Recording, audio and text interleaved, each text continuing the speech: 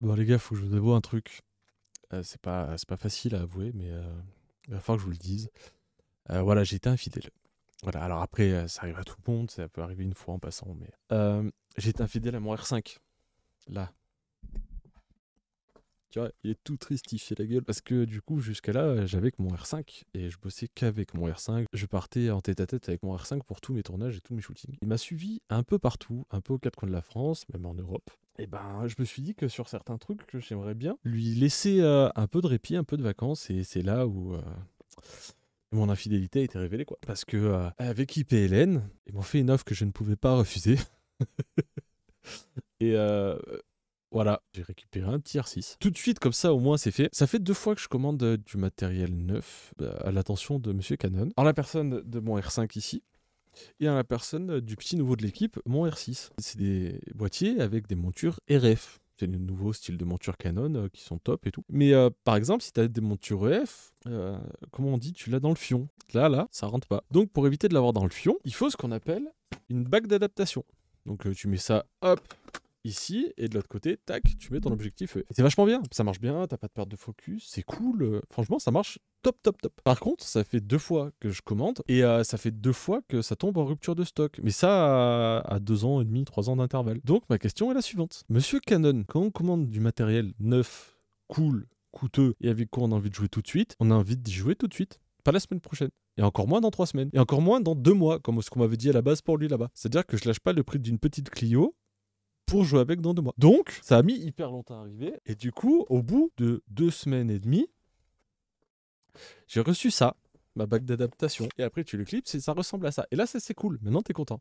Mais franchement, 2 semaines, c'est chiant. Canon, je vous aime d'amour, mais depuis que vous avez sorti l'EOS R, donc il y a quand même quelques années déjà, c'est toujours la merde pour avoir des bagues. Donc faites-en plus. Comme ça, vous avez du stock et vous pouvez en vendre à des gens qui en ont besoin. Voilà. Attends. Attendez les gars, j'ai Cyril. Bonjour Cyril de la chaîne des tests de Cyril, je suis en tournage. Bonjour monsieur, excusez-moi de vous déranger. T'es enregistré par Je- mon micro, je suis juste comme ça, je te dis ça comme ça. ça. Tu voulais me dire quoi? Juste si, quand vous aurez la minute, de m'envoyer la vignette du salon de la photo, mais ce sera parfait monsieur quand vous pourrez. Ouais, je te fais ça après, là je suis en train de dire des saloperies sur Canon. Vas-y, vas-y, fais-toi plaisir. On se rappelle, Tiens, à plus. tiens, qu'est-ce que t'en penses? Comme ça tu seras dans la vidéo mon copain. J'ai commandé un R6 et 3 semaines après j'ai reçu la bague d'adaptation, t'en penses quoi? Pourquoi il n'est pas dans la boîte le jour où on le reçoit? Parce que c'est pas vendu avec. D'accord. 3 semaines? Oui, Bon, déjà, mais c'est pourquoi? C'est une bague d'adaptation RF vers EF? exactement. Alors, j'en pense qu'il faut que tu achètes des optiques RF. Alors Canon, si vous passez par là, vous pouvez m'envoyer des optiques RF. Alors moi, ma question étant, si t'achètes par exemple une Tesla Model 3, je dis ça au pif, hein, est-ce que t'as envie de jouer avec 3 semaines plus tard?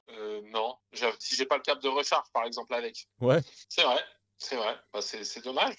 Mais ce que je comprends pas, c'est que si c'est un deuxième achat ou il est fourni avec l'achat du R6? Non, c'est un deuxième achat. Mais c'est quand même, ça vient quand même de chez Canon. Ils sont en rupture de stock tout le temps depuis que j'ai acheté mon R5. Alors j'en suis désolé, hein, mais je pense qu'il y a un petit côté où bah, comme ça oblige un peu les gens à passer au RF. C'est pas sympa. Voilà, mesdames, messieurs, les tests de Cyril. YouTubeur de qualité, Apple, Tech, Tesla, Ugreen. Il fait pas mal de placements pour Ugreen aussi. Euh, il est aussi chez Rode. Et là, récemment, il est passé chez Bayer Dynamic. Donc, n'hésitez pas à aller suivre sa chaîne et abonnez-vous. Merci monsieur l'ambassadeur Lumix, à bientôt. Allez, je te rappelle dans 5 minutes. Ça marche. Bisous, mec. Ciao. Donc voilà, pour la petite parenthèse un peu longuet. Maintenant, je vais juste vous parler rapidement de pourquoi j'ai acheté un R6 et pourquoi j'ai pas pris un autre R5. Et aussi, le premier ressenti, parce que je l'ai déjà utilisé, temps de tour réglé, je me rappelais pas des paramètres exacts que j'avais fait sur le R5, et maintenant, il est identique. Tous les réglages sont parfaitement identiques, l'utilisation est la même. Première chose, c'est qu'il n'y a pas d'écran dessus, là, et c'est un peu perturbant. Après, tu le payes beaucoup moins cher, mais c'est pas, ça va pas me tuer, tu vois. L'ergonomie est plus ou moins la même pour le reste. Il tient bien en main. Tout de suite, j'ai acheté une petite cage. Cette cage, j'avais pas trop le choix parce que c'était du simple au triple. Il y a juste un truc que je me posais. Vous me direz, vous en commentaire, ce que vous en pensez. Juste, je la resserre là. Tac. Alors, c'est comme sur la cage de mon R5. La fixe est un peu différente, mais il y a la clé qui vient se clipser là et aimanter. Tac. Juste là. Et ça, c'est cool. Mais par contre, le gros small rig rouge pétant au milieu, moi perso, je trouve ça dégueulasse. Voilà, je sais pas ce que vous en pensez, vous. Le reste de la cage est cool, l'ergonomie est bien. Au niveau de la main ici, c'est top. Franchement, on le sent quasiment pas, on sent juste que c'est plus frais. Tous les accès sont très très bien respectés. Je trouve ça vraiment cool. La cage est vraiment bien. Et voilà, je trouvais ça juste un peu Dites-moi ce que vous en pensez, moi je trouve ça un peu dégueulasse. Sinon pour le reste, le R6 est top. J'ai déjà fait une séance photo avec, les photos sont très cool. C'est un 20 mégapixels, pas un 45, et du coup il a une meilleure gestion des basses lumières, mais c'est flagrant, c'est vraiment impressionnant. Le R5 il boude assez vite en basse lumière. Là le R6, vu qu'il a plus de moitié moins de mégapixels, ce qui suffit largement en photo et en vidéo d'ailleurs, c'est très largement suffisant, et du coup la gestion des basses lumières est top. Capteur stabilisé, j'ai déjà eu, alors ça je me suis pas penché dessus, mais sur un rec de 30 plus 15 minutes, donc 45 minutes, j'ai des voyants qui s'allumaient de surchauffe, mais il s'est pas éteint. Et du coup, ça a juste affiché. Alors peut-être qu'il y a des trucs encore à régler pour que les voyants s'éclairent plus tard. Mais du coup, tout le monde me disait que ça chauffait de fou. J'ai l'impression que c'est comme le R5. Tout le monde dit que ça chauffe de fou, mais j'ai surtout l'impression que les gens qui disent que ça chauffe de malade, soit ils savent pas s'en servir, soit ils l'ont jamais eu dans les mains. Donc voilà, déjà avec celui-là, on peut faire des règles de 45 constants sans problème. Les images sont cool, l'autofocus est très bon. C'est plus ou moins la même chose que le Canon.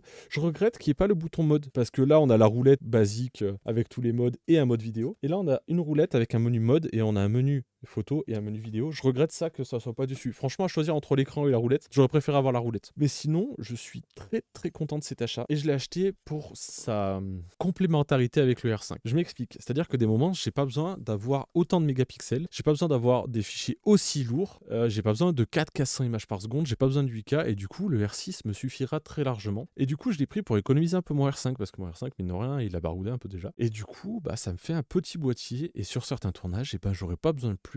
Et déjà, la qualité est incroyable. Et en parallèle, quand j'aurai besoin de 2 boîtiers, je pourrai en avoir un posé sur mon Ronin et un prêt en rig pour filmer à main levée. Et ça, c'est un gain de temps tellement non négligeable. C'est tellement agréable, c'est tellement confort, et c'est vraiment stylé. Donc voilà, rapidement pour ça. Il est légèrement plus petit. Il y a 80 grammes d'écart, je crois, entre les deux. Là, c'était un cadeau qu'on m'avait fait, la petite bague Condor. Et du coup, il y a un petit enjoliveur qui arrive quand même. Je me suis fait un petit kiff, ça sert à rien, mais c'est mytho. J'ai un petit cache en alu qui va arriver, pas de chez Condor, de chez une autre marque, et on va tester ça. Donc voilà, je suis très très content du R6, malgré le fait que j'ai tourné pendant 2 ans et demi, 3 ans avec le R5. J'en suis super satisfait. Et tous les détracteurs qui parlent pour rien dire, honnêtement, vous pouvez arrêter. Pour tous ceux qui disent le R6 par rapport à l'A7 IV et autres, rien à voir machin, les gars, moi j'ai eu le 2 dans les mains, et franchement le R6 a pas à rougir. C'est bien de donner un avis sur du matériel, c'est bien de soutenir sa marque. Moi je suis le premier à le faire chez Canon, mais je suis aussi le premier à le dire que Sony a fait de belles réussites. Nikon, il y a un boîtier, je ne vous dis pas lequel, qui me hype bien, que j'ai bien envie d'essayer. Toutes les marques font des bons boîtiers. Maintenant, ceux qui ont en ce moment plus l'habitude de sortir des bangers, c'est Canon et c'est Sony. Pour les marques les plus connues et les marques plus spécifiques qui sont plus APS-C style Fuji, ou alors les marques hors de prix style Leica, je connais pas suffisamment les marques pour en parler, mais les marques grand public qui sortent très régulièrement des énormes bangers, il y a Canon et il y a Sony. Donc si vous avez des avis par rapport au matériel que vous avez utilisé, allez-y. Si vous avez juste des critiques parce que vous dites moi je suis team Sony et Canon c'est de la merde, alors que vous n'avez jamais eu un Canon dans les mains, vous pouvez juste rien dire, la fermer et éviter d'écrire dans les commentaires. Ça va donner des mauvaises informations et des mauvaises idées aux gens qui vont passer par là et qui chercheront réellement des informations. Et puis en plus vous allez passer pour des cons, parce que le nombre de personnes qui sont venues rager dans les commentaires disant ouais tu parles mal de Sony, nanana, tu connais rien, et que finalement ils ont pris la foudre par moi et par des gens de la commu parce que on essaie de se renseigner avant de parler, et qui ont retiré leurs commentaires, ça arrive très fréquemment. Que vous ayez des avis intelligents, constructifs, oui. Que vous ayez des questions intelligentes, constructives, avec plaisir. Dans tous les cas, j'y réponds avec grand plaisir, mais arrêtez de juste être des fanboys de vos marques. De toute façon, ils en ont rien à foutre. Ça changera rien à leur vie et rien à la vôtre. Donc essayez plus d'être côté consommateur et de dire voilà, moi j'aime l'A7 IV parce que ça. Je me pose la question si le R6 est aussi performant sur ça c'est intelligent.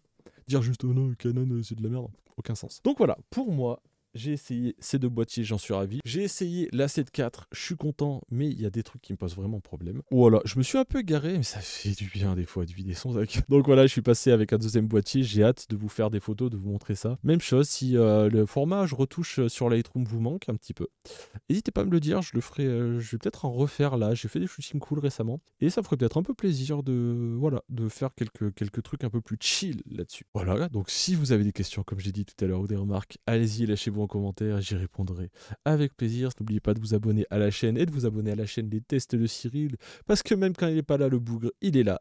Et puis moi, je vous dis à la prochaine. Ciao.